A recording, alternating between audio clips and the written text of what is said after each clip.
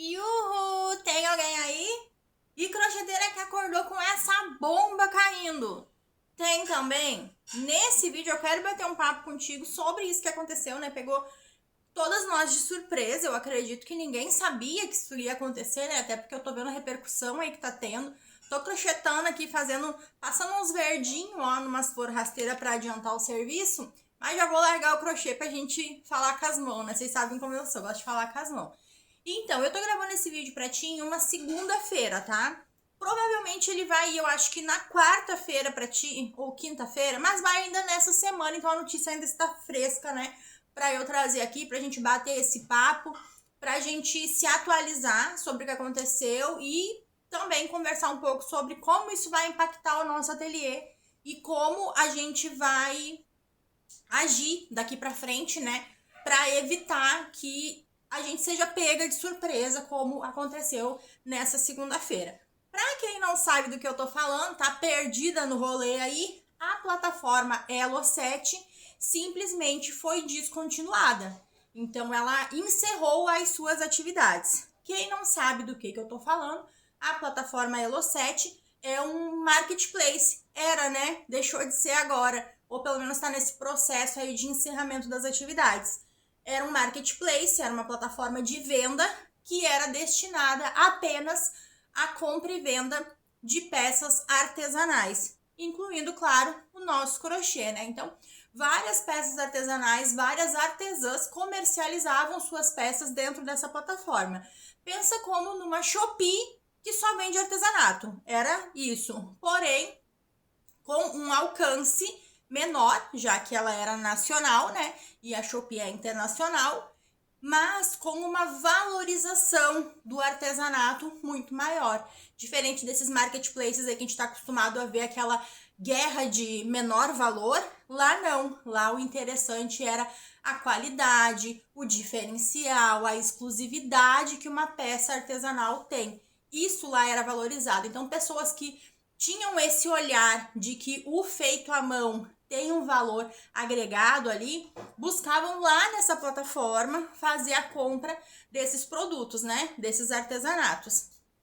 E isso fazia com que as crocheteiras que vendessem lá tivessem, né, uma maior valorização do seu trabalho, já que conseguiam comercializar lá. Por exemplo, uma peça que na Shopee é vendida por R$ 30, lá elas conseguiriam vender pelo valor, pelo dobro do valor, digamos assim, né? Por R$ 60. Eu sei que essa não é a realidade de todo mundo, inclusive se tu vendia lá no Elo7 e essa não era a tua realidade, tu pode deixar nos comentários aqui para que a gente vá enriquecendo mais essa conversa, né? Porque são vários pontos de vista, são muitos fatores e muitos impactos que isso vai trazer para quem trabalha com o feito à mão, né, com o artesanal, mas aqui eu vou falar especificamente para quem trabalha com o crochê, que é a minha área de atuação. Eu não tive, nunca tive, né, loja lá no Elo7, mas tenho várias amigas que tinham loja lá no Elo7. Tenho amigas que era a única plataforma onde elas comercializavam as suas peças, e tenho amigas também que comercializavam no Elo7, mas também em outros marketplaces e nas suas redes sociais, então distribuíam ainda, tinham vários braços de venda, digamos assim, no seu ateliê, na sua empresa. A gente tem que ver o nosso ateliê como uma empresa, né? Então, vamos falar um pouquinho sobre isso nesse vídeo aqui. Se tu tinha loja no Elo7, quiser deixar aqui no comentário qual foi a tua experiência lá e como isso vai impactar, né? Como o fim dessa plataforma vai impactar aí o teu ateliê, fica à vontade de deixar aqui nos comentários para que a gente consiga ir se ajudando. A ideia é essa, né? Esse vídeo aqui vai ser feito nesse sentido, de trazer informação, trazer luz a alguns pontos que eu tenho certeza que muitas colegas crocheteiras não tinham essa visão, não enxergavam essa possibilidade que era da plataforma ser descontinuada, né? Encerrar suas atividades e assim deixar tanta crocheteira de cabelo em pé, né? Porque imagina, do nada, tu faz o teu crochêzinho no conforto do teu lar, como eu tô fazendo o meu aqui, coloca lá numa plataforma, as pessoas entram lá a qualquer hora do dia, da noite, da madrugada, faz a compra, tu simplesmente produz a peça, embala e envia para a pessoa, sem ter que sair de casa, bater de porta em porta, sem ter que estar naquele incansável, né, postar e repostar nas redes sociais para conseguir atrair clientes.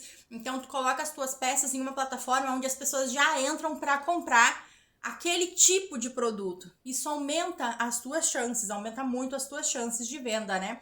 Então vamos bater um papo sobre isso. Primeiro, para as colegas que tinham loja lá no Elo7 e ficaram, né, foram pegas aí com as calças na mão, que nem a gente fala, né? Foi pega de surpresa com o encerramento das atividades nessa plataforma.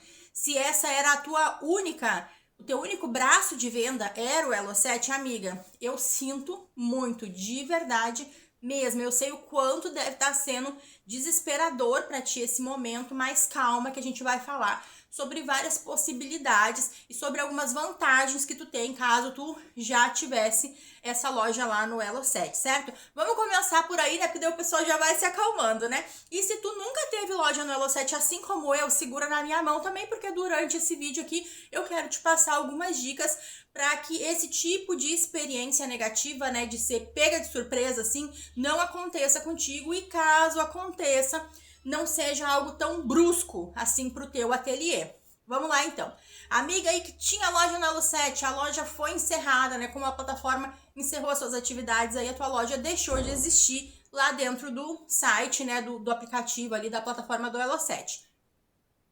Tu já tem uma vantagem grande em relação às outras crocheteiras. Hoje a gente tem falado muito sobre a questão de, mas justamente na minha vez de vender, eu tenho que postar nas redes sociais todos os dias, eu tenho que estar presente, ativa, sempre, todos os dias. E aí eu até fiz uma postagem lá no Instagram falando sobre isso, né? Sim, na tua vez tu tem que tirar foto, fazer vídeo e aparecer nas redes sociais e postar os teus produtos para venda, tem que estar presente lá. Mas pensa que sorte a tua não ter que estar saindo para bater de porta em porta. Então, às vezes a gente vê o copo meio vazio, mas ele tá meio cheio.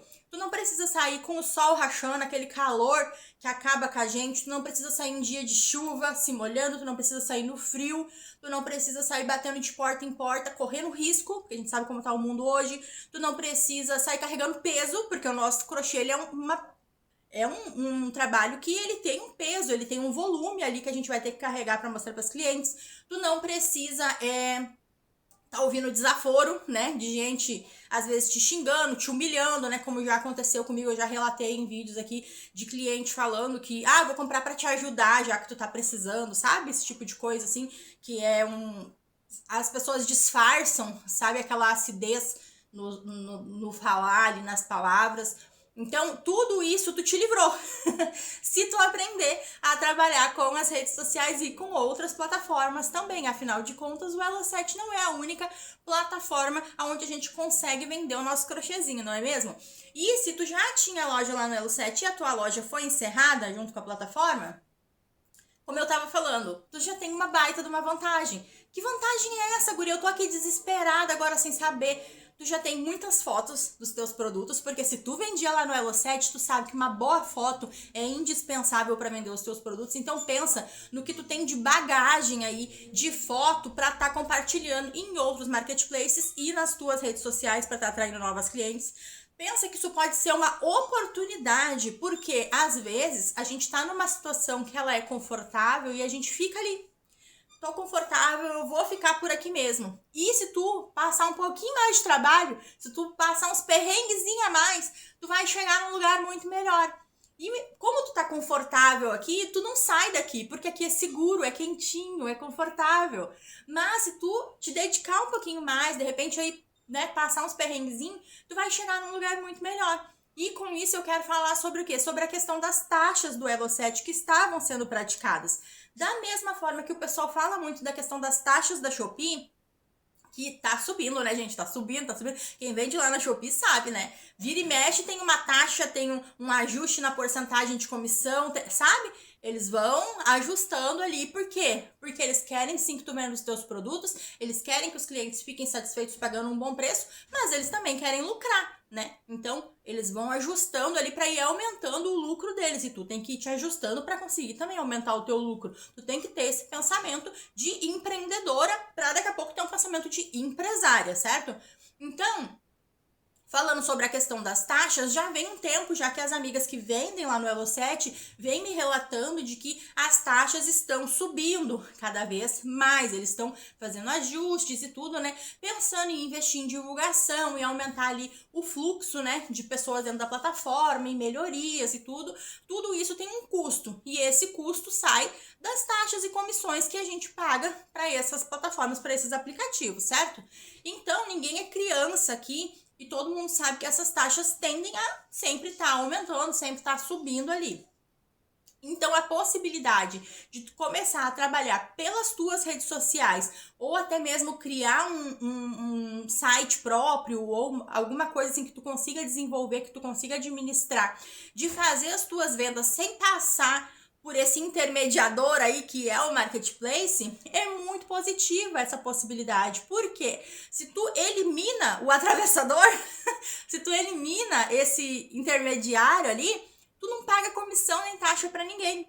Então pensa que se tu conseguir levar os teus clientes, né, para as tuas redes sociais, se tu conseguir estar desenvolvendo aí alguma forma de venda, eliminando esse intermediário, o valor de venda da tua peça vai seguir o mesmo, porque os clientes já estão acostumados a pagar aquele valor de venda, porém vai aumentar a tua lucratividade, porque tu não vai ter que descontar do valor da venda a taxa e a comissão que tu teria que pagar para esse intermediário aí, né?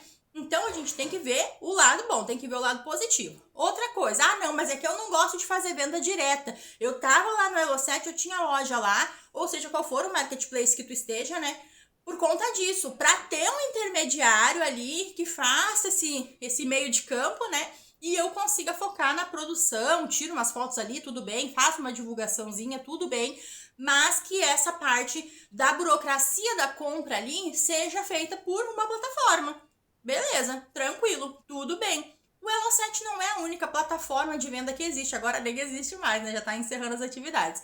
Mas existem várias outras plataformas e como tu já tinha loja no Elo7, tu já sabe como administrar, tu já sabe os cálculos que tem que fazer para colocar ali o valor das taxas, né, somado ao teu produto, para que na hora que vem o valor para ti não tenha aquela surpresa de, meu Deus, eu achei que ia vir tanto e veio tanto. Tu já sabe como fazer esses cálculos, tu já sabe como criar um anúncio que chama a atenção de clientes. Então pensa assim, ó, hoje eu tenho certeza que tem uma crocheteira que acordou dizendo, vou começar a vender na Shopee. Tenho certeza que tem uma, não, deve ter algumas, né? Porque todo dia esse sonho, esse desejo, essa vontade nasce no coração de alguém. De uma crocheteira aí que pensa, vou botar minhas peças para vender lá na Shopee.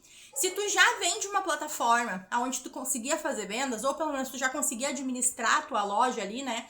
Engajar a tua loja, fazer os teus anúncios, tu já sai com uma bagagem. E esse conhecimento de quem já fez algo, ele é muito valioso. Porque o difícil é fazer a primeira vez. Depois que tu faz a primeira vez, vai ficando cada vez mais fácil. Então, mais pra frente eu quero falar um pouquinho sobre isso também contigo, tá? Tu já fez a primeira vez, replicar isso pra ti vai ser muito mais fácil do que pra alguém que tá começando agora, sem saber proporção de foto, sem saber como tirar uma foto de qualidade, sem saber como criar um anúncio, o que coloca no título, o que coloca na descrição, como que coloca o preço, sabe? Tudo isso tu já sabe fazer, então tu tá na vantagem, tu saiu na frente. E esse tipo de conhecimento, ele é muito valioso. Então, amiga, acabou a tua loja? Sinto muito. Encerrou as atividades lá no Elo7? Sinto muito mesmo. Eu sei quanto isso pode ser impactante, né? Pra quem tá ali, como eu falei, naquele lugar quentinho, seguro, mas pensa que tu tem uma vantagem, tu já tá saindo na frente porque tu tem conhecimento. Isso é uma coisa que ninguém tira de ti e isso é uma coisa que agrega muito para qualquer área que tu for atuar aí fazendo a venda do teu crochêzinho, certo? Agora nós vamos falar para quem não tem loja no Elo7, nunca teve loja no Elo7 assim como eu. Por onde tu vende teu crochêzinho? Amiga, a gente com essa experiência aí, né, com esse fato que aconteceu de o Elo7 encerrar as atividades, a gente tem que pensar muito sobre a questão de como a gente está fazendo as nossas vendas.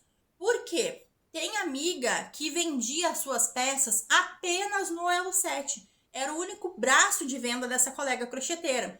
E ela tá simplesmente desesperada agora, porque ela sabe que já pro mês que vem, pro próximo, ela vai ter que dar um jeito, ela vai ter que dar uma coisa que já vinha funcionando, sabe aquela engrenagem que já tá tudo redondinho, assim, tudo funcionando certinho? Simplesmente soltaram um parafuso lá e saiu rolando peça para todo lado e agora ela vai ter que montar essa engrenagem toda de novo e ela tá apavorada. Então, uma dica que eu quero te dar aqui: não coloca todos os teus ovos em uma única cesta.